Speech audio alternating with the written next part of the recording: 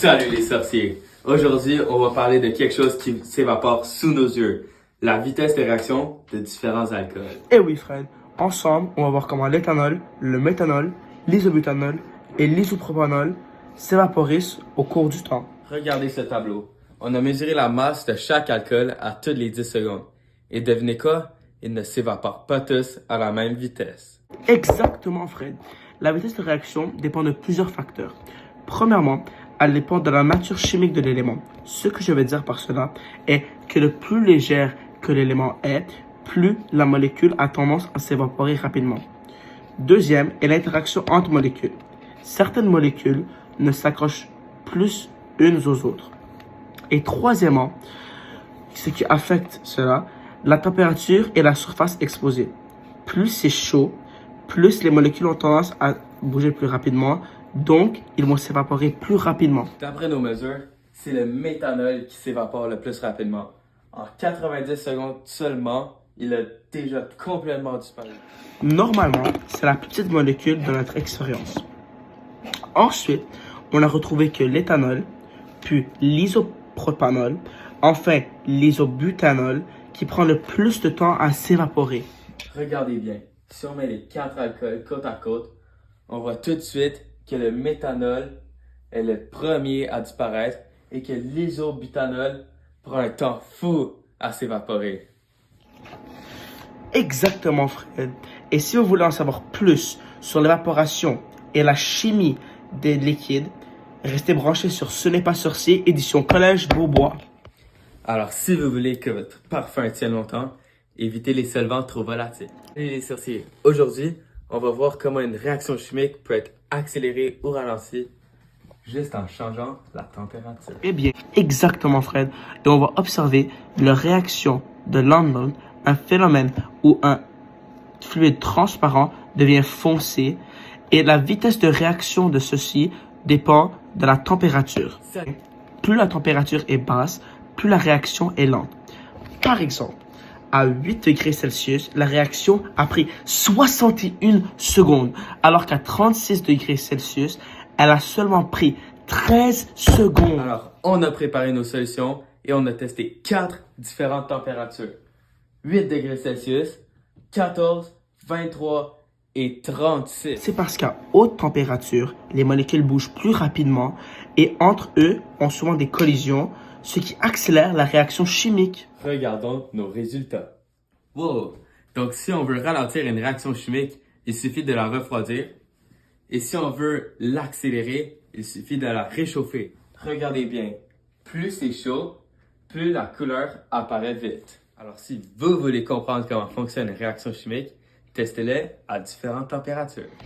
Tout à fait, Fred. Et si vous voulez en savoir plus sur la chimie et ses mystères, restez branchés sur C'est pas sorcier, édition Collège. Salut mes scientifiques en herbe, salut Jamie et salut Fred. Je me retrouve en direct de Cuba avec la plage magnifique derrière moi.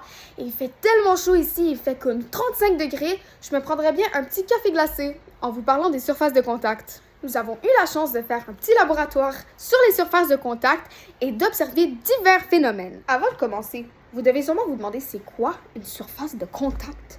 En fait, c'est la zone où les substances entre elles peuvent s'unir en fait et interagir ensemble. C'est tout simple et évidemment, on va donner des petits exemples pour illustrer ça. Pour mieux comprendre le phénomène, on va prendre des exemples de la vie de tous les jours. Par exemple, le café que je bois en ce moment. Ou encore du chocolat chaud. Ou encore le chlore dans la piscine. Voyons ça de plus près. Prenons justement un exemple pour commencer avec le café que je suis en train de boire en ce moment. Si dans ce café, j'avais décidé de mettre un petit bloc de sucre, ça aurait pris plus de temps à se dissoudre que si je mettais de la poudre de sucre. C'est pour ça que dans les restaurants et tout, le sucre vient souvent en petits sachets avec de la poudre de sucre à l'intérieur. Ça permet que ça se dissout plus rapidement parce que la surface de contact va être plus grande. Et en plus, quand tu remues, la surface de contact aussi est évidemment plus grande, ce qui va faire en sorte que le sucre va se dissoudre plus rapidement. C'est très logique. Si maintenant, on prend l'exemple du chocolat chaud, ok? Alors, bien évidemment, la chaleur va jouer un petit peu sur la rapidité de la dissolution, mais admettons qu'on fait un chocolat froid, ok? Ça marche et c'est très bon. Quand tu mets la poudre de cacao dans ton lait, ok? La poudre, c'est en poudre. Pourquoi? Parce que ça permet de se dissoudre beaucoup plus rapidement. Tu remues la poudre, plus grande surface de contact, dissolution beaucoup plus rapide que si tu avais mis un gros bloc de cacao. Je sais même pas si ça existe un gros bloc de cacao, mais bref, c'est beaucoup plus vite si la surface de contact est plus grande. En résumé, plus la surface de contact entre deux substances est grande, plus elles vont réagir vite. La chimie, c'est simple, tout est une question de surface de contact. C'est pas sorcier. Alors maintenant que vous êtes familier avec le terme de surface de contact, on peut maintenant faire un lien avec le laboratoire que nous avons fait en chimie. Alors, dans le laboratoire, au départ, on avait 2 capsules. Ces 2 capsules, pour économiser un peu, on les a coupées en 2 encore. Donc, nous avions 4 morceaux de capsules que nous avons séparés en 4, donc 4 surfaces de contact différentes. Okay? Et la première, on l'a coupée en 2. On l'a fait réagir, et comme vous pouvez voir dans les résultats, ça a pris un petit peu plus de temps. L'autre, on l'a coupée en 3, et l'autre en 6. Et la dernière, on l'a coupée en petits morceaux un peu, presque comme de la poudre. En tout cas, le plus qu'on a pu. Et on a remarqué, en regardant les résultats et en observant la réaction se faire, que, que la capsule avec la plus grande surface de contact, c'est-à-dire celle en poudre ou en très très très petits morceaux, c'est celle qui a réagi le plus vite. Okay? Parce que, bon, déjà, pour toutes les substances, on a remué pour augmenter la surface de contact. Mais quand même, celle qui avait la plus grande surface de contact, qui est la poudre, c'est celle qui a réagi le plus vite. Donc c'est là qu'on voit qu'il y a un lien complètement direct. Et c'est pour ça que, dans la vie de tous les jours, la poudre de cacao, le sucre et tout ça, et même le chlore, c'est en poudre pour aider à que ça se dissout plus rapidement. Donc en fait, la chimie, c'est vraiment simple. Si on la voit d'une façon un petit peu différente, on peut voir qu'en réalité, avec des exemples concrets de la vie de tous les jours, c'est méga simple. Comme vous pouvez le voir dans le petit tableau de résultats qu'on vient de vous montrer, on peut voir que la petite pastille avec la plus grande surface de contact, c'est-à-dire la pastille en poudre, s'est dissolue le plus vite. Mais comment ça marche? La vitesse de réaction est de 1,47 ml par seconde et l'incertitude est de 0,047 ml par seconde. Quand on retourne le cylindre gradué dans le bécher, dans l'eau, il se peut que ce tour soit pas assez vite ou qu'il y a une petite quelque chose qui se passe et que ainsi on perde de l'eau, ça fasse des bulles, ça remonte et on perd un peu de liquide, ce qui va faire, comme je parle dans le cylindre, ce qui va faire en sorte que nos résultats vont être faussés. Ensuite, une agitation irrégulière peut faire en sorte que ça fausse les résultats un peu, puisque si tu vas un peu plus vite ou si tu arrêtes de agiter pendant comme 1 ou 2 secondes, ça va un peu faire varier. Pas beaucoup, mais ça peut varier et fausser un petit peu nos résultats.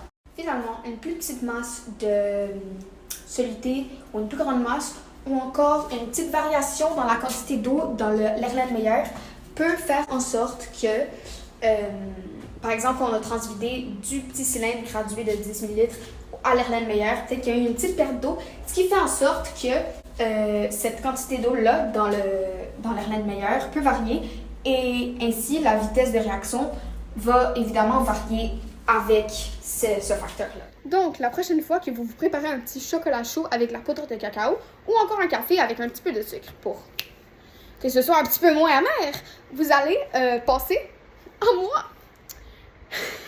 Et vous allez vous dire « Ah, c'est pour ça qu'on remue le café quand on met du sucre. Ah, c'est pour ça que le café, que le sucre est en poudre et que la poudre de cacao est en poudre. » La chimie, C'est pas sorcier, c'est la vie de tous les jours, c'est les phénomènes qu'on observe partout autour de nous et c'est vraiment génial. Sur ce, mes petits sorciers, moi je m'en vais dehors un petit peu me baigner dans la piscine qui a été nettoyée avec du chlore, avec une grande surface de contact. Et je vous dis au revoir, amusez-vous, la chimie c'est facile, la chimie c'est fascinant. Au revoir Jamie, au revoir Fred, bonne journée, bye bye! Moi, je m'appelle Charlotte. Je sais que c'est la première fois que vous me voyez, vous entendez mon nom, mais je suis la nouvelle collègue de Sabine. Elle qui est à Cuba maintenant, mais moi, je suis au Canada. Donc, je vais vous présenter le deuxième laboratoire qu'on a fait en chimie, qui s'appelle la concentration. Laissez-moi vous expliquer en quoi il consistait le laboratoire. Premièrement, on avait 4 concentrations différentes de l'acide chlorhydrique. Un de 1 mol par litre, une de 1,5, un de 2 et l'autre de 2,5. En premier, on coupait une petite bande de magnésium et on le mettait dans l'acide de différentes concentrations. Et là, on mesurait le volume qu'avait le gaz. Enfin, pour que vous compreniez plus, on va vous montrer une vidéo de notre laboratoire. Comme vous pouvez le voir dans la vidéo, dans la burette, il y a des petites bulles de gaz qui augmentent, qui montent et montent. Ces bulles, c'est le gaz. Et à chaque fois, elle va diminuer le liquide dedans, ce qui est de l'eau, va diminuer. Et ça va nous permettre à identifier c'est quoi le volume.